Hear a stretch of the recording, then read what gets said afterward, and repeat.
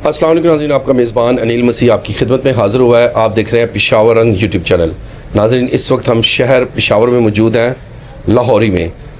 नाज़रीन, आज हम एक ऐसे घर में मौजूद हैं जो कि 2013 में All Saint Church bomb blast की फैमिली थी। जैसे कि हमने पिछली वीडियोज़ में भी आपको बता दिया था कि 20 करोड़ रुपया हुकूमत पाकिस्तान की तरफ से दिया गया था, जो कि बाद में चंद MNA और MPs ने उस पर कानून साजी करवाने के बाद उसे एंडोवमेंट फ़ंड में तब्दील कर दिया गया। 13 साल नाज़रीन गुजर चुके हैं, लेकिन आज तक इन्हें एंडोवमेंट फ़ंड में 1 रुपया भी नहीं दिया गया। इसके हवाले से तफसील जानते हैं।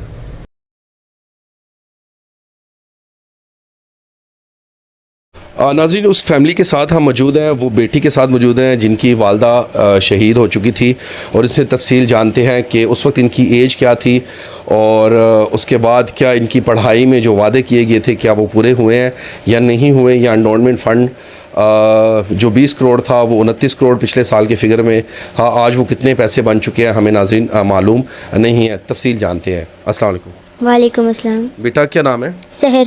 सहर बेटा, कैसी हो आप? मैं ठीक।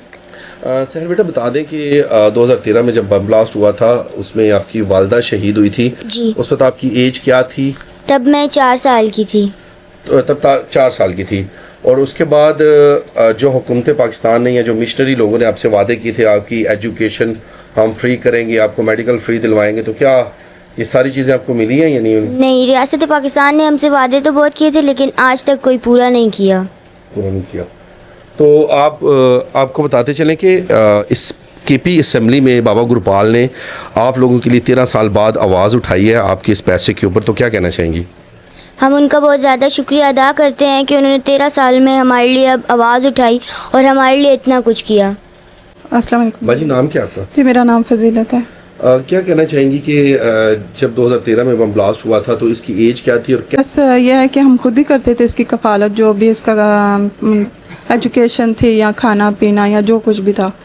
बस गवर्नमेंट की तरफ से तो कोई हेल्प नहीं हमें, और मिशनरी इदारों की तरफ मिशनरी इदारों की तरफ से भी कोई बंदा नहीं आया, हम तक नहीं पहुंचा। हम वादे किए थे उन्होंने कि हम करेंगे आपके लिए। इसकी वो हम लोग खुद ही करते हैं। अभी कौन सी क्लास में? अभी ये मैट्रिक में है। मैट्रिक में? तो जी, मैट्रिक में तो बहुत सारा खर्चा हो जाता है, आगे इसने कॉलेज में भी जाना है, तो उसके बाद क्या करेगी आप?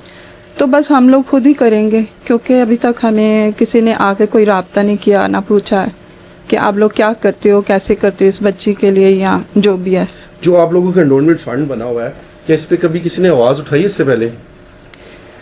नहीं। तो यह है कि कोई मिशनरी इदारे की तरफ से भी किसी ने कोई राब्ता नहीं किया, और गवर्नमेंट से हमारा अपील है कि अगर हमें नहीं तो कम से कम इस बच्ची का जो हक बनता है आप प्लीज़ उसको तो दे देना। बनना चाहती हैं बड़ा होकर? CSS officer. तो उसके लिए तो बहुत खर्चा होता है और उसके लिए तो बहुत ज़्यादा पढ़ाई की ज़रूरत होती है, तो आप कॉलेज कैसे जाएंगी? यहाँ तक तो बड़ी प्रॉब्लम के साथ आप पहुँची हैं। बस अब यही अपील है गवर्नमेंट से कि आगे मुझे सपोर्ट किया जाए ताकि मैं अपने एम को पूरा कर सकूं। बाबा गुरपाल से मैं अपील करना चाहती हूं कि वो हमें हमारी जो है वो अपील को आगे रखें और हमें हक दिलाएं हमारा, ताकि मैं आगे जो अपनी पढ़ाई कंटिन्यू कर सकूं। नाज़रीन, ये तमाम गुफ्तगू आपने सुनी। एक छोटी सी बच्ची की इल्तिजा है कि आज वो मैट्रिक में है। इस 2013 से लेकर और 2025 तक कोई भी या किसी मिशनरी स्कूल ने या अदारे ने हमसे कोई रब्ता नहीं किया। जो कुछ भी कर रहे हैं वो मेरा पापा और मेरी फुफ्फो कर रही हैं। अगर हमें हमारे साथ खड़े नहीं हो सकते तो जो हमारा हक है वो हमें दिया जाए। अब तक के लिए इजाज़त दीजिएगा। आपका अपना मेज़बान अनिल मसीह।